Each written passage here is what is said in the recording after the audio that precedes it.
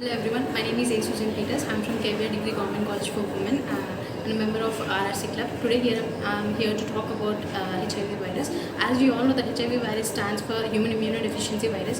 When it gets increased in a person's body, it leads to AIDS, which is more of like a syndrome, which stands for acquired immunodeficiency syndrome. So how does a person get affected with HIV? When a positive person's body fluids get transferred into other person, they get infected with HIV and they get HIV positive.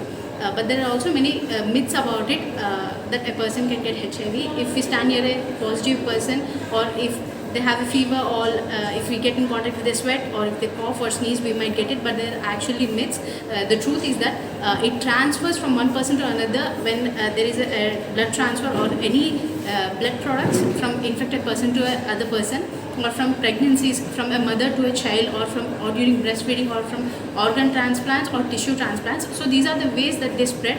So don't believe in myths always. There are facts how they get transferred from one person to another person, and there are also medications taken for it. As you all know, there are antiretroviral drugs.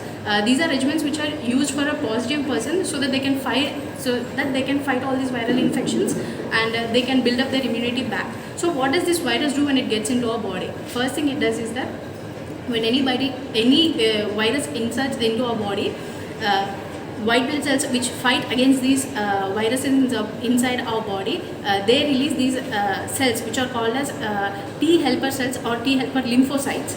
They fight the virus and they kill it.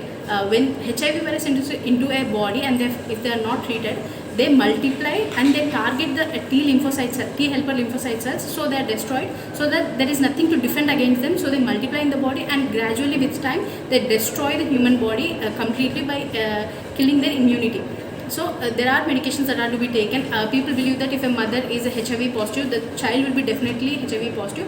But if the mother is treated well, or a breastfeeding woman is treated well with the proper medication of antiretroviral drugs, the child will be safe and HIV negative. So don't believe in anything that you listen. There are precautions and medications that are to be taken, and there are also PEPs which are called as pre-exposure prophylaxis. These are medications which are taken to the people that are not exposed to HIV. So when there are these medications taken, they were examined for 2 to 2.5 years, and then they realized that the people didn't catch any HIV even though they didn't had any unprotected sex. So, but there is a chance of getting other sexually transmitted diseases. So it's always better to opt for a protection, and people who have HIV don't need to lose their hope. It is not a death sentence in life. There are people who had HIV positive who were treated well, and they had a normal life span like us and normal immunity like us, and they had married, they had great career and children. So it's not like a death sentence or life is over. It can also be treated. There may not be cured, but there are measures to be taken to protect against it and to take care of it. In our country, in our world, if we see, there are about 37.7 million people who are affected with AIDS, and in our country nearly 2.5 to 3 million. So it's not like they are all lost cause. They can be treated and they can be taken care of. So don't disrespect people who have HIV. They can be treated well, and everyone deserves to be respected and treated. Thank you.